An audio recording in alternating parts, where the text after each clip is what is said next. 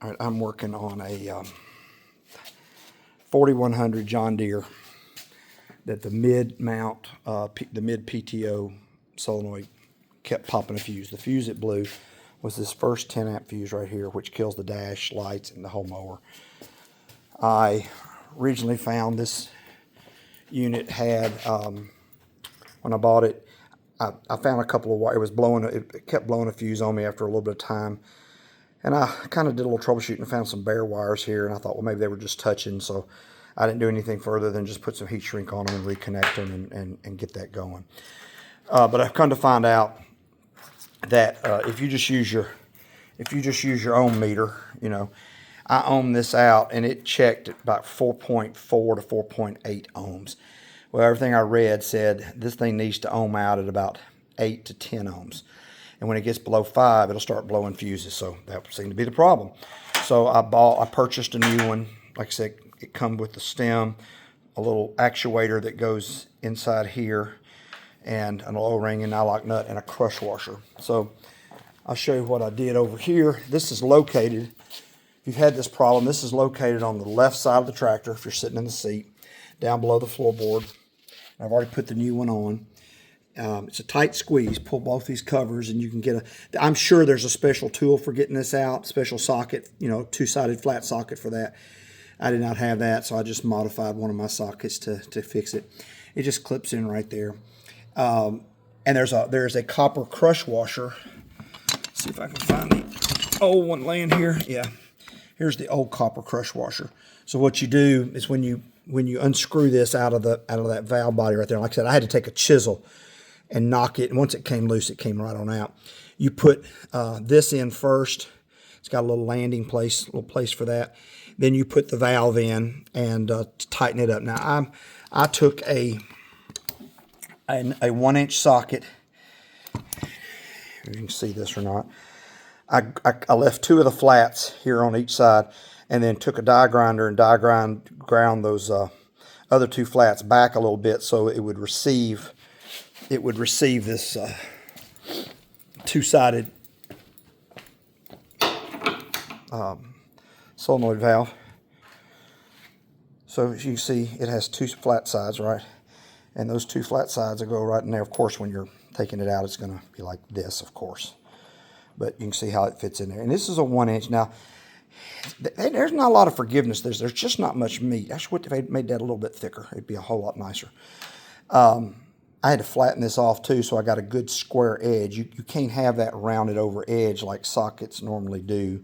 So I ground those off. I just used where's my die grinder? I just used a little pneumatic die grinder I got and ground those off. You could file it by hand if you didn't have one of those. Just take a little longer. And like I said, somebody probably makes a socket for this. You can just go buy, and that'd be probably easier. But anyway, took that socket. I had to get this one off. I had to get the old one off using a chisel just to start it. You know, I took a chisel and just went in here with this off, of course. I got on there inside that nut and just, you know, hit the side of the 2 flats in there and just got it come loose. So then I put the new one on. It's real simple. Just when you take the old one out, there is a small amount of spring tension, but it's not super bad. Just ease it out carefully. Make sure I clean this with some brake cleaner down there before I open it up. You don't want to get dirt into your hydraulic system. And then, of course, I put the new one in. Make sure you put that little, you got to make sure you put this little pin. Don't forget this part. This is the new one that came in my package, but I didn't see it until it was too late. So I put the old one back in. Anyway, that little pin goes right there. That little pin goes right there. And there's a little spring or something in there because it kind of springs back and forth. And so that's what goes in, and there's a little plunger that comes out and you touch that. And it has new O-ring on it and everything. So that's the way that works. Should be fine. I'm not expecting to have any troubles. I can't run it right now.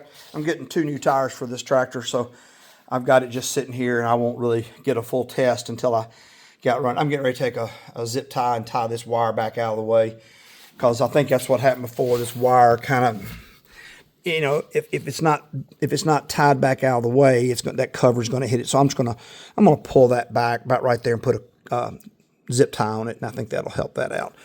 help cover that up. Anyway, I just didn't see anything on YouTube about this on this particular model. I think John Deere uses these little solenoids to actuate other things too, but this was my particular one and my particular issue, so I wanted to do a little video on it. Like I said, 4100 John Deere, early 2000 model, mid PTO solenoid replacement. So that's all I did on that. It's just got a solenoid switch right there. That's what operates your PTO that turns the deck on. This is a mid-mount mower. This tractor's got used as a mid-mount mower. So anyway, hope this helps somebody else out. Have a good day, and I hope this will help you if you've got that same problem. I'm sure I'm not the only person that's had it. From the forums online, it seems to be a pretty regular thing, but these things get a little age on them. This has got 800 and, what's this got on it? 800 and, 47 hours, is that right? Yeah, 847 hours on this unit. So it's not bad. It's I've enjoyed it so far.